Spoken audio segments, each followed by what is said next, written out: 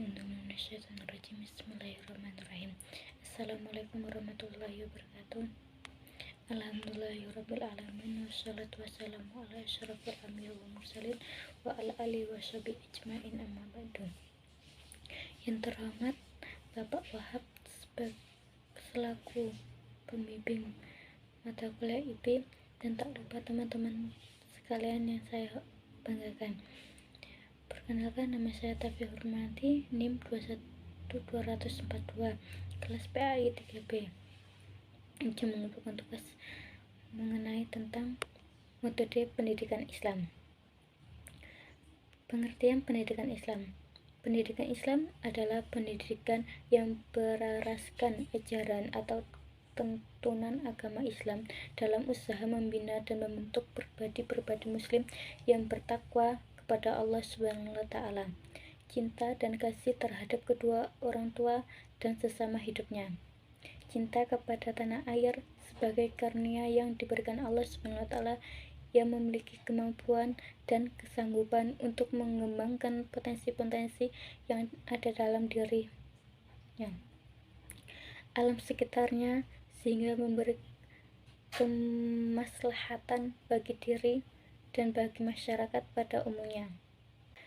Yang kedua yaitu fungsi metode pendidikan Islam, yang artinya hampir seluruh disiplin keilmuan dalam memberikan potensi belajar mengajar menggunakan metode dari keterangan tersebut.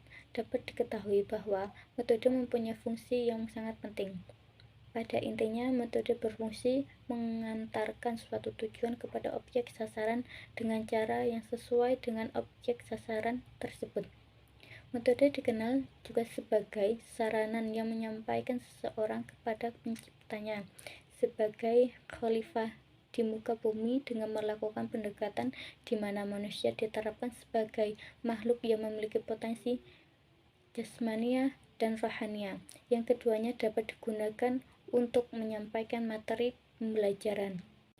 Karenanya terdapat suatu prinsip yang umum dalam mengfungsikan metode, yaitu prinsip agar pelajar dapat disampaikan dalam suasana yang menyenangkan, mengembirakan, penuh dorongan dan motivasi, sehingga dengan mudah materi dapat disampaikan. Metode sangat berfungsi dalam menyampaikan materi pendidikan, namun dalam hal itu, menurut perspektif Al-Quran, harus bertolak dari pandangan yang tepat kepada manusia sebagai makhluk yang dapat dididik melalui pendekatan jasmani, jiwa, dan akal pikiran. Karena itu, ada materi yang berkenaan dengan dimensi kognitif, efektif, dan psikomotor, dan kesemuanya itu menghendaki pendekatan metode yang berbeda-beda. Jadi, dalam menggunakan metode dapat dilakukan dengan menyelidik objek yang akan diterima materi sehingga dapat ditentukan metode apa yang cocok untuk dipakai, karena tepat dan tidaknya metode yang digunakan akan menentukan keberhasilan siswa. Yaitu selanjutnya macam-macam metode, yaitu ada 7. Yang pertama yaitu metode teladan. Dalam QS Al-Ahzan 21, yang artinya dalam diri Rasulullah itu kamu dapat menentukan teladan yang baik. Dari ayat itu mengandung makna bahwa dalam ayat itu diangkat sebagai bukti adanya metode keteladanan dalam Al-Quran.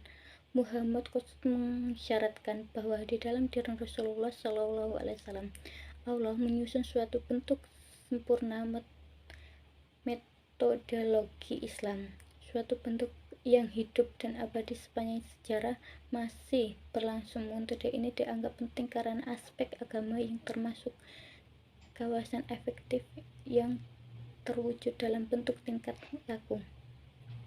Yang kedua yaitu metode kisah kasih dalam Al-Quran.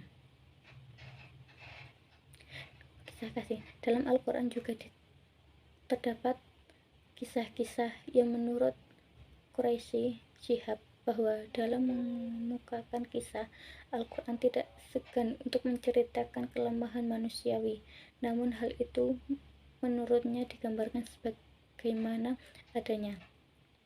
Kisah tersebut biasanya menggarisbawahi akibat kelemahan itu, atau dengan melukiskan saat kesadaran manusia dan kemenangannya mengalahkan kelemahannya tadi. Yang ketiga yaitu metode menasihati. Dalam Al-Quran juga terdapat kalimat-kalimat yang menyentuh hati untuk mengarahkan manusia kepada ide yang dikehendakinya. Nasihat yang disampaikan selalu disertai panutan atau teladan dari si pemberi nasihat. Ini menunjukkan bahwa dalam suatu metode, yakni nasihat, dengan metode lainnya dalam hal ini diteladani bersifat melengkapi. Yang keempat yaitu metode pembiasaan. Cara lain yang digunakan Al-Quran dalam memberikan pelajaran adalah dengan melalui kebiasaan yang sifatnya bertahap. Dalam hal ini termasuk merubah kebiasaan-kebiasaan yang bersifat negatif. Al-Quran menjadikan kebiasaan itu sebagai salah satu metode pendidikan yang merubah seluruh sifat-sifat baik menjadi kebiasaan. Yang kelima yaitu ada metode ceramah atau khutbah. Ceramah merupakan metode yang paling banyak dilakukan untuk menyampaikan atau mengajak orang lain mengikuti ajaran yang telah ditentukannya.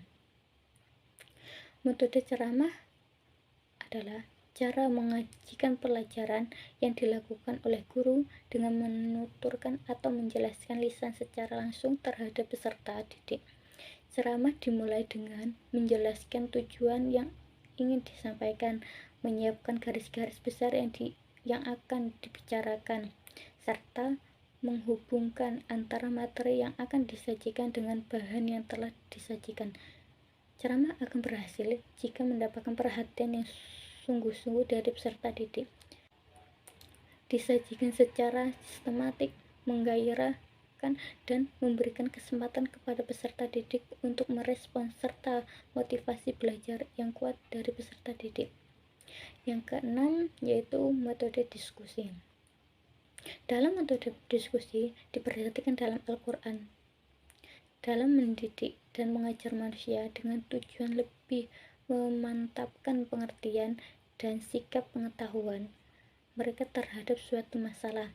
Misalnya dalam Al-Quran Al-Ankabut ayat 49 yang artinya, dan janganlah kamu berdebat dengan ahli kitab melainkan dengan cara yang baik-baik. Metode diskusi ini juga sangat diakui dalam mendidik Islam. Namun sebagaimana disebutkan, diskusi itu harus didasarkan kepada cara-cara yang baik. Yang terakhir yaitu ada metode tanya jawab.